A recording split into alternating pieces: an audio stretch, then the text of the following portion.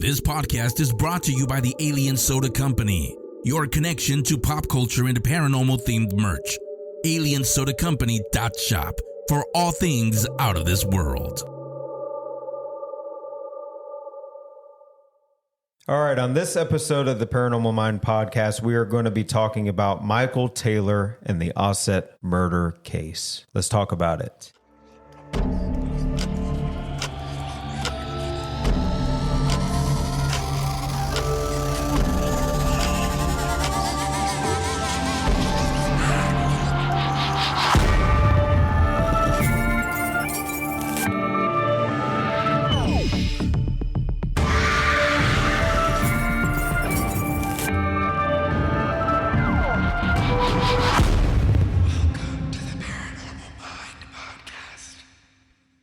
What's up, everybody? Welcome to the Paranormal Mind podcast. Hope you guys are doing okay. How are y'all doing? Y'all awake? Fantastic. Yeah. We're doing great. We're doing excellent. Good. All right. How are you doing? I'm doing great. You doing Awesome. good? Yeah. You good? Yeah. You good? I'm hungry. Yeah. I think we all are. Yeah, we're Yep. all hungry. Trying to hammer these out. Push Bang them through out. the and if you're seeing the new background, if you didn't tune in to our Facebook Live, Which almost nobody did. yeah, if you didn't tune in, this is our new headquarters. We are actually at Capricorn Studios. This is our home base now, which is cool. So if you've heard of the Allman Brothers, which if you haven't, you're living under a rock. Otis Redding. Otis Redding. Yep. Even Leonard Skinner, I think, was here. Charlie Daniels. Yeah. So this is a really historic building, and we are blessed to be here, be a part of Absolutely. it. And it's because of all of you for your support and everything. We're able to do do this. because of that. So this is where we're broadcasting from now on. So I'm really excited about that. It's really cool. And so far, so good, right? Yeah. It's been awesome. It's a new little setup. You're seeing us like sitting a little bit differently. It's a new setup we got to get used to. I think we're all kind of trying to acclimate to a new surrounding too. We decorated yesterday. So trying to get it all. I like it though, man. No, it's nice. It's got a cool little feel to it. So It's nice. I'm pretty still cool. kind of feeling like it's kind of surreal. Like this isn't ours. Yeah, like it's like it. I mean, just the whole building is it's awesome. It's crazy. If you followed us for a long time, we've done a Facebook Live here. This was a couple years ago, right? Yeah, it was a while God, I ago. can't believe it's been that long. But we did a Facebook Live, and we started out. What was it in that one? What room was that? Remember when we did the Estes method and With all the that? SLS and everything. Yeah. So I can't remember, but we started out there and there were a lot of you there. And I think that's when a lot of you were saying, look, we want to have more live stream investigations because This may have been kind like of where one it of the started. first ones. I think this actually. was one of the first ones. Yeah, this is kind of where it started. Yeah. And good news for all of our patron members, we're going to be having more live stream investigations, behind the scenes stuff. So stay tuned for that. All of the money that we do receive from Patreon funnels right back into making content for all of you. So content, merchandise, everything that we can do to make this, I don't know, enjoyable, entertaining for you. I mean, that's what it is. And of course, our journey is legitimate as something, but we want it to be entertaining for you. We want you along for the ride. Everything we're funneling back into that to make that possible. Absolutely. All right, so let's jump into this episode of the podcast. Like I said, we're talking about Michael Taylor and the Ossett Murder Case. This is a new one for me, so I'm excited. Yeah, so get this. This tale is going to make your hair stand on end. We're diving deep into the story of this dude, Michael Taylor. He's a British guy who was born back in 1944. So the guy makes a living as a butcher in a place called Ossett in West Yorkshire, England. Now, his name becomes well known, but not for his steaks, but for something way more sinister. A murder case back in 1974. But here's the crazy part. He claimed he was possessed by demons. So Taylor, right, he's part of this Christian fellowship group. His wife, Christine, she's got this suspicion about his relationship with Marie Robinson, who's like the leader of their group. She's thinking things aren't exactly holy, if you get my drift. All right, things aren't exactly holy. I hear that. Yeah. Michael confesses he's got this evil brewing inside of him. It gets to a point. It's bubbling. Let me get this. This is serious. That's Evil Taco brewing Bell. inside, and y'all are here giggling like little Yeah, it was schoolgirls. that late night Taco Bell. Chipotle. I got something really evil. Like I said, it's like herding cats. This is like babysitting. This is freaking horrible what I have to go through. Choke me, devil daddy. Oh, Jesus Christ. All right, so Michael confesses he's got this evil brewing inside of him, and no, it's not Taco Bell. It gets to a point where he goes off on Robinson, and she's yelling back. This starts to freak everyone out, and they decide something has got to be done.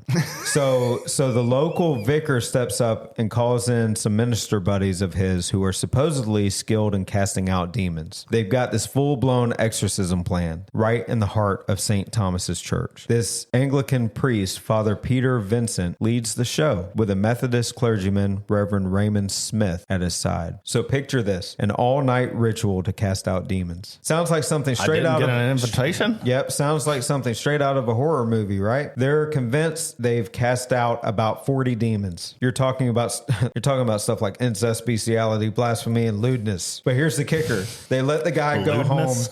They let the guy go home thinking there are still about 3 demons left inside of him. Just 3. Yeah. They've narrowed it down. There's a yeah. Just 3 Okay, demons. listen, that's within the OSHA regulation. Right, exactly. Amount of demons you can take home with you. Exactly. Just 3 demons, insanity. We got 40 out. Insanity, What's another murder, 3? and violence. That's the 3 just demons the worst left. ones. Casuals. That's the 3 demons left. All right, so that doesn't Love it. Now that doesn't sound like a good idea to me at all. Even if there's 3 demons left, I would not allow him to go home. Okay, It's weird. now. Zero demons plus or minus 3. Right, exactly. I need a complete list of each individual demon and what they were. Well, I gave you a couple of them. I know. So these demons didn't have names; they just had sins attached to them. Well, it was kind of a joke of mine, but thanks. That just blew right over y'all's heads. Oh, anyway. But there was about 40 demons. I just Did they gave all have to names? them. They all have names. They all have names. They have to. They can't exercise them without them. Okay. Well, they have names, but I don't know. I'm not even an I just exorcist made up and I know names, this, okay? guys. Yeah. Good God Almighty! I just made up. Beelzebub. Hey, you're not supposed to say the names of demons. I'm telling you that. Now, I know Ray probably says them under his breath all the time. I know. Oh no, I might have 3 demons in me. Jesus. Lord help us. Lord help us. This is an evil Here episode. comes the lightning strike. Yeah. No, it's not just evil. All right, so you guys won't brewing inside me. All right, so you guys won't believe what happens next. All right, the guy goes home and then just slaughters his wife, Christine. Oh, Well, that's because they left 3 demons inside of him. Using nothing but his bare hands. they may want to return on this exorcism. All right, let me get to this now. He uses nothing but his bare hands. I mean, he literally tears out her eyes and tongue Oh my God. and almost rips her face off. So this is brutal stuff. This is It's crazy. this is beyond rage. Yeah. You know, this is something crazy. I ain't gonna lie. If you walk into that, you can be like, yeah, this guy's possessed. All right, so how long between exorcism and getting home did he do this? I don't know how long. It was that night. pretty It was immediate? that night. Oh. I mean, he just left, went home, and killed his wife. Imagine if you had 3 priests like just fucking aggravating the shit out of you for 24 hours straight, I'm gonna trying to rip get this person's demons, face off. trying to get demons out of you, and you're exhausted, Yeah. and you're exhausted, and you're tired, Yeah. and then they just let you go home, and you're just furious, and then your wife's probably like, "Where the fuck have you been?" Yeah, so we got verification from our cameraman too, behind the scenes, also looking up stuff within hours. Yeah, so you're talking hours, about this he dude went committed from the crime. being just fucking, I don't even know how to describe what an exorcism entails, but like you got all of this shit happening to you, and then they're like, all right, go home to your family. But that's not it. So it wasn't just Christine, his wife. All right. So if that's not horrifying enough, he strangles their poor poodle too. Damn, that's an expensive dog. Come on now. God, that's the first thing you go to. God, that's a lot of money. I mean, Hey, I'm gonna tell you right now, my wife will not listen to this episode. She's gonna be Googling, does the dog die? yeah. Oh, the dog died. No, what I'm thinking is if you're going to spend that much money on an animal, I would imagine that you had some sort of attachment. Yeah. Well, maybe his wife paid the money for the animal. Listen, and not man, him. why the demon gotta go after the dog? Yeah, what the dog do? What the dog do? So police find this dude stark naked, strolling around the street covered in blood. What is happening here? Yeah. What's the reverse of an exorcism? How do they put demons inside of you? Because that's what they did. Can we get a return on this exorcism? These were the Great Value brand. Yeah, I feel like this dude went from like an adulterer, like, you know, cheating on his wife to like murder. Yeah. This is maybe a stupid question, but did they do the exorcisms at his house, or did he? No, this was at the church. They did them at the church. Yeah. So they went to church. He does exorcisms, and then they just give him the key. They're like, "All right, this is good. Yeah. This is enough for the day. It's a good cutoff point right here. We'll see ya." Yeah. So his trial comes around, and guess what? They rule him not guilty on grounds of insanity. Okay. He gets shipped off to Broadmoor Hospital for a couple of years, then transferred to a secure ward in Bradford before they finally let him loose. This whole saga, as you can imagine, gets a whole bunch of publicity for its sheer weirdness. Yeah. Now, this isn't some tale that's been forgotten. This case shows up in a novel by David Peace, and it gets a mention in the 2021 movie The Conjuring, The Devil Made Me Do It, which is based on another instance where a killer claimed demonic possession. Yep. It's just one of those stories that really makes you wonder about the strange world we live in. So, real quick, I want to take, I guess, a wild ride back in time, right? Because this can't get any wilder. Yeah. This whole concept of demonic possession, you know, it's a crazy idea that some outside spirit or entity takes over your body and makes you do things. And this isn't some recent Hollywood horror movie stuff. It goes way, way back. Oh, yeah. So think about ancient Mesopotamia, where they believed in all kinds of spirits, both good and bad. These beings, they thought, could either bless you with good fortune or totally mess you up with illness, depending on their mood. And if you got the short end of the stick and ended up with an evil spirit, well, buddy, they thought you were possessed. Oh my God. Hate when that happens. Good or bad, you're getting one. Everybody gets one. It's like Oprah out there. You get one. Yeah. and then we got the ancient Egyptians who were into this too. They were out performing exorcisms using amulets and incantations and even making offerings to get rid of these evil spirits. A lot of them, what is the term? Intentional possession and stuff like that. Yeah. Oh, yeah. Now, in the Christian tradition, a lot of this stuff comes from the New Testament, where you've got stories about Jesus casting out demons. You might have heard of the swine story where Jesus deals with this guy who's got an infestation of demons called Legion. Yep. Ugh. But it's not just in Christianity, right? Look at Hinduism. They've got their own brand of this with tales of people getting taken over by these entities called Rakshasas or Asuras. And I probably butchered the first name. I wonder what that translates to, though. Like demons. Demons. Man. Oh. Yeah, you gotta set yourself up pay for that attention. one. Pay attention a little bit. That one's for me. You gotta wake up. All right. And we can't forget about Islam too. In Islamic belief, there's this concept of jinn, these supernatural beings made from smokeless fire. They believe these jinn can just move into your body and take over your entire life. Have you ever seen some of the like paranormal investigating that have gone on in the Middle East? Dude. I would love to go do that. Yeah. So I want to talk about that a little bit because Cindy Kazo, one of my castmates on the Holzer Files, actually, before all of the Holzer Files stuff, she devoted a lot of time going overseas and studying different cultures and stuff like that, which I really respect. Yeah, because she was honing her craft and trying to learn as much as she could about her abilities and what she was going through. And she still does travel now. She still does to this day. She still does that. But she has this particular video that I watched where this guy was demonstrating the smokeless fire, the jinn, like they were trying to conjure and speak to a jinn. Really amazing stuff. Like this fire appeared out of nowhere. It was freaking amazing. Oh, that's it. We got to go. We can go visit that. It was amazing. We should probably wait and go to the Middle East after things settle down. Yeah. Yeah. For sure. True. So it's just from all these different places, from Mesopotamia, the Egyptians, Christian tradition, all of this stuff. The common solution across the board was exorcism. No matter where you're from, the idea of expelling these evil spirits is pretty universal. And that's the fascinating part, isn't it? I mean, across cultures, across religions, across time, this belief in demonic possession is like the shared experience in our collective human history. It's mind-blowing. now that you said that, I have something to say that's kind of relative to that.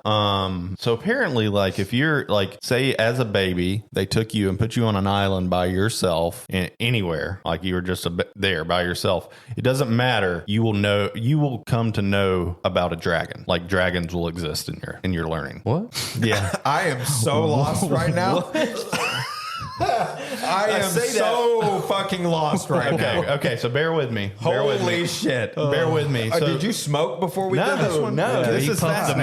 magic dragon is what he did. So this is fascinating, right? So you could have no like outsider knowledge of any of this stuff, and then just be isolated and still come to know of animals that would be comparable to. If you're a baby and dragon. you're on an island, you're gonna die. Well, if you grow up, I'm just Less saying than a week.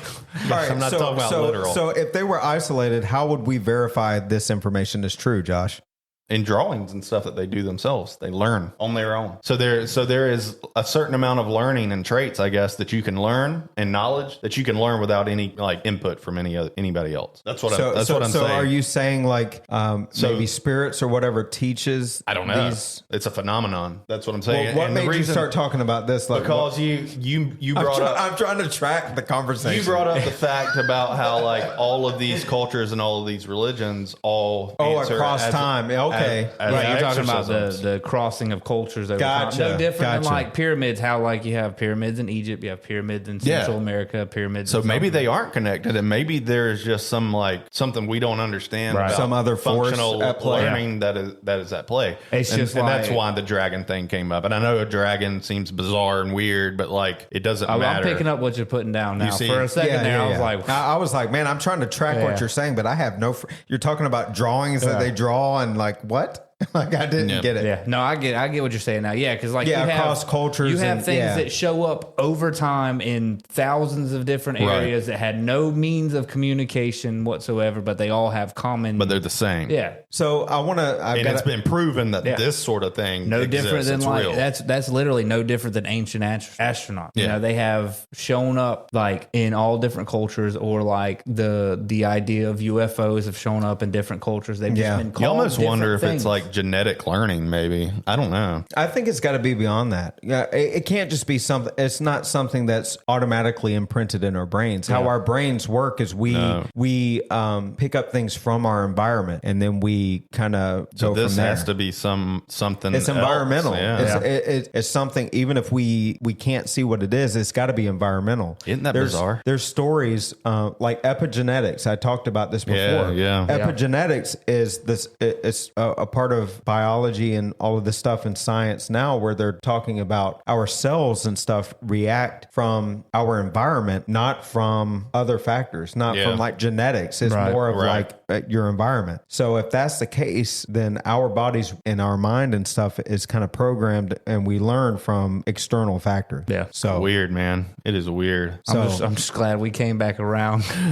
I mean, Yeah, do I you thought we see were how lost that's for a second. bit difficult to explain? No, I get it. I get it. The now. reason I use dragons is because that is one that has been tested and proven that happens, and they don't know why. At first, I was like, Josh was like, "This is my one chance to say dragon." Dragons. No, Josh was like, "This is my time to talk." I had already prepared that this was going to be really out of left field. But Josh is like, "This is my time to talk." So let's talk about a baby dropped baby- off on an island and then learns about dragons. Baby dragons. But no, I get it now for sure. I want to tell. I've got another church story because I grew up in the church. boy. I want to die. Yeah. So I grew up in the church, and I've seen a lot of people who said they were possessed. Yeah. Or preachers said that they were possessed. And I'm going to tell you, I have seen some really strange things that the human body can do whenever somebody says that they're possessed. I've seen a woman slither like a snake. And it sounds stupid. No. It sounds really stupid. But if you're there in person, it freaks you the fuck out. I bet. I'm telling you, it was bizarre how her body moved. I got chill bumps like thinking about And that. then, see a woman slither like a snake, and then I see someone else whenever they're having the exorcism and they're praying and they're casting out. Imagine like Aunt Doris is just slithering like a snake, and then it's like, all right, let's go to the Cracker Barrel now. We got rid of that demon. Once Aunt Doris gets the That's what I think is great about this story about them exorcising demons is that they're just like, yeah, we'll see you tomorrow at the same time at 10. I cannot. Oh my God. It's funny. But anyway, so I saw that. I saw a dude getting exercised or whatever. And green, like neon green puke coming out from this. You don't think he drank something backstage before? Could have been. That sounds like some snake oil. But dude, bullshit. it was a very traumatic for me because I saw it as a teenager. Right. But you're seeing stuff like that, and then I've heard people talk with multiple voices at once. Yeah. Different That's tones. That's weird. And I have to make this correction because it's been bothering me. We butchered the name of the girl that was the focus of that movie, The Exorcism of Emily Rose. We combined them. We said Annalise Rose. Her name was Annalise Nickel. Oh, yeah. Oh, okay. Yeah. But we said Annalise Rose. At least we're correcting it now. The movie was The Exorcism of Emily Rose, which was based off of Annalise Nickel. Nickel. Gotcha. But dude, whenever you and I know some people, and this sounds stupid too, but beatboxers, right, can have multiple. They can produce multiple tones in their vocal cords. So I mean, it's possible that things like this can happen. But whenever you're hearing multiple tones, well, that's what Annalise Nickel. She had several different demons that would come up, and she would speak in several different voices, and it was like some of them speaking in Latin. If that you've is something ever that's really listened interesting too. to the tapes of Annalise Nickel. I've trust me, I've that listened. is the stuff that will make your skin crawl. Yeah. You don't want to listen to those tapes. Now, if you're in for like scary stuff and you like that, I mean, do it at your own risk. Yeah, I'm sure. telling you, it will make your blood curdle. That's another crazy. fascinating thing, though. Like one common trait with exorcisms is that they learn new languages and speak in new languages that they don't know. So regardless if you believe in possession or not, that is like a proven thing. Like that exists. Well, see, there's been people that have like bumped their head and then woke up fluent. Weird, man. That is weird. The human brain is just a complicated. It really is. Well, that's what I was saying. But again, like you're talking about the bumping of the head and being able to speak a fluent language, that's still got to be externally learned. Like that's got to be picked up externally through the brain somehow. Well, that's the thing is most of the people that we know of. We know of. Right. You're right. That we know of. But as far as what we know of the brain, it picks up and it's programmed based off of just circumstances, right, and things and environmental things and everything. It constantly learns. It's like a computer. But if you you hit your head hard enough and you start learning Latin, it's got to come from somewhere, and that's so bizarre. And that brings up the whole thing of like a collective consciousness. Yeah. If that is a thing, hive mind. If we're all connected. I think about the people that can like answer any kind of math problem just like off the top of their head. Doesn't matter what you give them. It's weird, man. That blows my mind. But anyway, so the Michael Taylor stuff, getting back to that, what are your thoughts? I mean, most likely he's like mentally ill, a basket case. It's another one of them situations where it's mistaking mental illness for something that it's not. But where is the line drawn is my thing. Exactly. Like, it could have been. It could have been. Every case is going to be unique. You're not going to be able to just. I would suggest that, say, possession is real and does exist. Wouldn't that drive you to mental illness anyway? Yeah, I mean, and that's the thing is, like I said, every case is going to be unique because some of them are going to be mental illness that causes possession. Some are going to be possession that causes mental illness. Some of them are going to be neither. Yeah. In the fields that we are with paranormal and everything, you know, now more than ever, you constantly hear evil and demons, demons everywhere you look. Everybody's getting possessed these days, and it's just so cliche. We go and we run at every single thing that goes bump in the night. But at the same time, there is something kind of fascinating about cases like this because, again, like the more that we do this, and the lines are really blurred between the relationship of mental health and paranormal experiences, like. Yeah. Well, and you know, even if you go from like a religious or biblical perspective, even the Bible talks about we wrestle not with flesh and blood, but principalities and powers. So it's all a spiritual thing. Right. So like, we say there's a fine line, but what if, and it's something that you have to entertain, but what if all of it is spiritually induced somehow? And it might be like, to some degree. All of the malice, all of the rage and all of the murder and all this stuff. What if there's a spiritual force behind it? That's that's driving it. But, that's something you got to... Spiritual might be a broader term than what people realize it is. It's not, it's not course. just biblical. Like we're talking about the Mesopotamia, we're talking about the Egyptians, and through all cultures and everything like that, they all had like a common trend. Right. But what if it's all like a spiritual thing that's fueling a lot of this, both good and bad? You know, something to think about. But we really appreciate y'all listening to the Paranormal Mind podcast. Before we get going, please check out aliensodacompany.shop. They are our sponsors. Really great products, really great things for everything out of this world. So UFO, ghosts, alien, all of this stuff. Everything. They have it at aliensodacompany.shop. Shoot, yeah. So go check it out and please go support them. Use code SEARCHERS for 10% off your order. But thank you guys for listening to the Paranormal Mind podcast. And until the next one, Searchers out. See ya. See ya.